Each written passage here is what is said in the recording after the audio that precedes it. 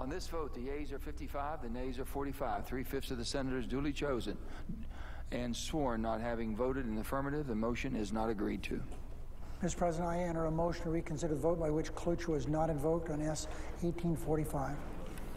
The motion is entered. Mr. President, Majority Leader. I appreciate very much my colleague, junior senator from Nevada, voting with us on this, voting with himself. He's a co-sponsor of this.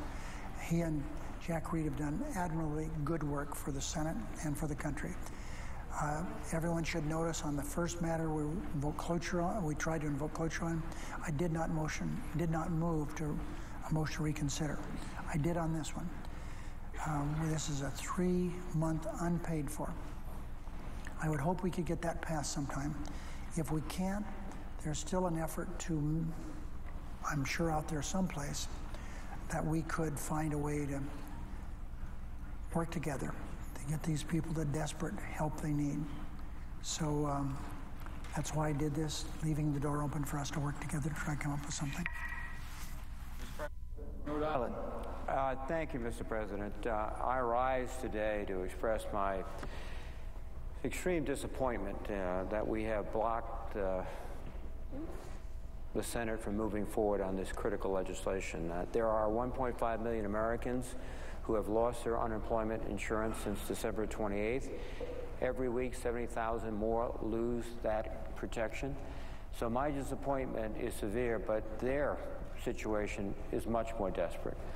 And we had, within our power today, the ability to move this Senate forward to help our people, to help people who only qualify for the program because they worked and because they're still looking for work in one of the most difficult job markets we've seen in many, many decades.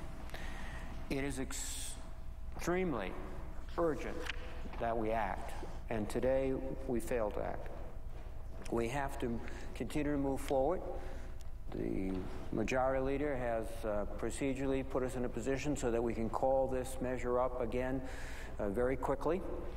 We have to continue to work towards a solution. We have to keep the economy moving forward and creating jobs, and that was what this was about. Giving people some modest payment each week, but also, as the CBO estimated, this measure, if extended for the full year, would generate 200,000 additional jobs. That is on average what we have been creating each month. In fact, I will remind my colleagues, last year's unemployment insurance benefits were unpaid for, and they generated additional jobs, not only providing benefits to people who needed it, who were searching for work, but increased economic activity in the country and put people to work. And I hope my colleagues recognize that this legislation that they filibustered today was the result of significant concessions to many of my Republican colleagues. I worked closely with my Republican colleagues. We worked for a way through this thicket so that we could help Americans who have earned that help. And I think it's important to make clear how we moved to try to accommodate the major objections and considerations of my colleagues on the other side. We first proposed, and I proposed this as emergency spending, unpaid for. And we received from the other side a, no, we can't accept that. It has to be paid for. And we went ahead and we, in the first provision we voted on today, we paid for it. And we also responded to another significant concern, that we not use tax revenues to pay for it. So we avoided tax revenues. And next, we went ahead and we adopted a provision to pay for it, to provide for many months, I think 11 and a half months of benefits, paid for without using revenues. And let me also note that this is the exception to the rule. The White House, in some of their materials, has noted that 14 of the last 17 times in 20 years that it's been extended, UI, there's been no strings attached, no pay-fors, emergency spending.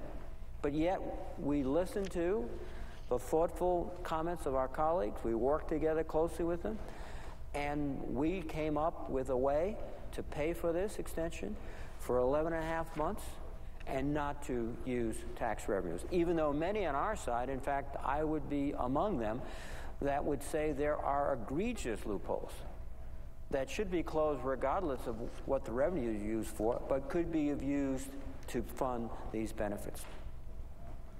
And then we've had this procedural back and forth. But today, Leader Reid offered a series of amendments to the other side, and they objected to those amendments. So let me reiterate.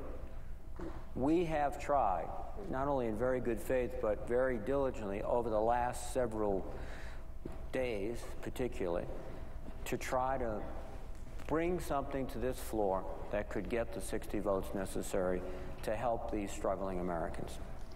We've incorporated, in fact, in our pay for one of the provisions that Senator Portman suggested with respect to disability payments, which was controversial in some respects, but it was, again, another attempt to try to look at what my colleagues on the Republican side as well as the Democratic side were talking about in terms of how we would responsibly pay for this measure. We've been debating this extension since December. It's time to act, and regrettably, we did not act today. We've made concessions to try to move forward. This was not a take it or leave it. It's been unpaid for 17 times before. It's going to be 18 times now. You've got to do this, etc. And yet, still, we cannot tell people who are in very extreme economic situations, who are depending upon this modest $300 a week to help them pay the rent, pay the mortgage, put fuel in the car, have a cell phone so they could look for work, get to a job interview, telling them no. You're still out in the cold, literally. And it's pretty cold in many parts of the country. So, Mr. President, we can't give up. We're not going to give up. I'm very encouraged that talking to some of my colleagues on the Republican side, they still want to work through with us. We'll accept that opportunity to work together. But let's just remember what is a disappointing moment today for many of us is a dispiriting moment for millions of Americans who do not have the modest support that unemployment insurance would provide. We've got to work for them, and we've got to work for our economy, and we can do both, and in the weeks ahead, the days ahead, we'll continue to do that. And with that, Mr. President, I would yield the floor.